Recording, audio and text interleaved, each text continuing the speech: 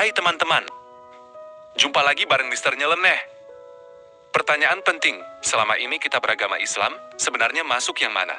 Fundamental, radikal, liberal, atau moderat? Siapkan pikiran kalian. Kita bedah tuntas dengan data, sejarah, dan fakta yang tidak kaleng-kaleng. Sejarah singkat, dari mana istilah ini muncul? Istilah fundamental, radikal, liberal, moderat bukanlah istilah asli dari zaman Nabi atau sahabat. Ini muncul abad ke-1, 9-20 saat dunia Islam menghadapi penjajahan Barat dan tantangan modernitas. Umat Islam bereaksi beda-beda. Ada yang ingin kembali murni ke teks, ada yang ingin berubah total, ada yang mengambil jalan tengah. Analogi sederhana, seperti rumah tua yang rusak. Ada yang ingin memakai kembali batu bata asli tanpa ubah bentuk, fundamental. Ada yang ingin merombak total sampai menghancurkan bagian yang dianggap tidak perlu, radikal. Ada yang ingin ganti semua perabotan baru mengikuti zaman, liberal.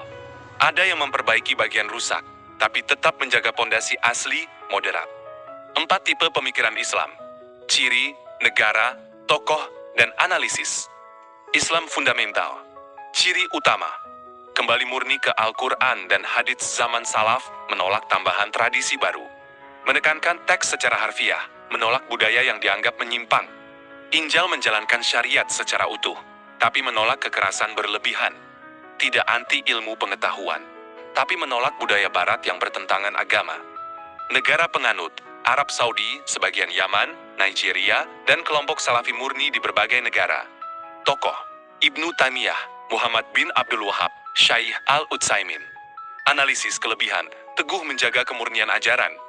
Kekurangan: kadang kaku dan sulit menyesuaikan zaman. Islam radikal. Ciri utama: lebih ekstrem dari fundamentalis, ingin mengubah keadaan dengan cara cepat, termasuk kekerasan.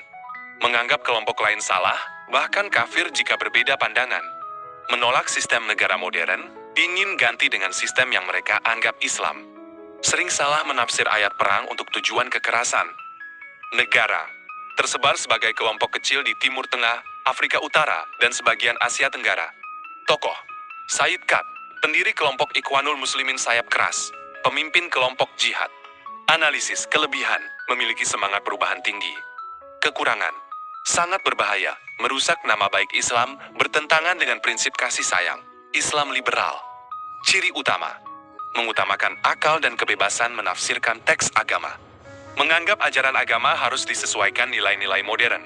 Demokrasi, kesetaraan, HAM. Membedakan mana ajaran abadi dan mana yang hanya sesuai zaman dulu. Terbuka pada perbedaan pandangan dan agama lain. Negara: tersebar di negara maju, Turki, Indonesia, dan sebagian negara Arab. Tokoh: Nurcholish Madjid, Abdul Karim Sraus, Fazlur Rahman. Analisis kelebihan: mampu berdialog dengan zaman. Kekurangan: kadang terlalu bebas sehingga meninggalkan pokok ajaran agama. Islam moderat. Ciri utama: mengambil jalan tengah wasatiyah, tidak ekstrem kanan, tidak ekstrem kiri.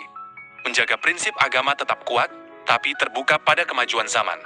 Menghargai perbedaan, anti kekerasan, mendukung persatuan. Sesuai firman Allah. Dan demikianlah kami jadikan kamu umat yang pertengahan. Negara: Indonesia, Malaysia, Maroko, Bosnia.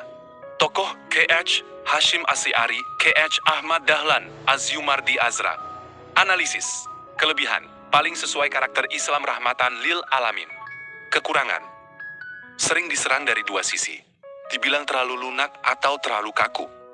Tujuan dan manfaat kita tahu perbedaan ini. 1. Tidak mudah terprovokasi masuk kelompok yang salah. 2. Bisa memahami orang lain tanpa langsung menghakimi. 3. Menjaga persatuan umat dan bangsa. 4. Mengambil yang baik, buang yang buruk dari setiap pandangan. Kesimpulan: Islam tidak mengenal label fundamental atau radikal, liberal atau moderat secara asli. Itu hanya cara pandang manusia dalam menghadapi zaman.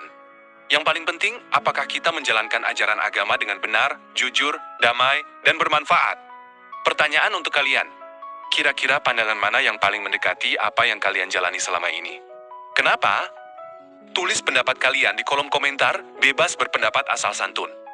Jangan lupa like, komentar, dan subscribe Mister Nyeleneh, biar kita sama-sama berpikir kritis dan tidak mudah tertipu. Sampai jumpa di pembahasan berikutnya.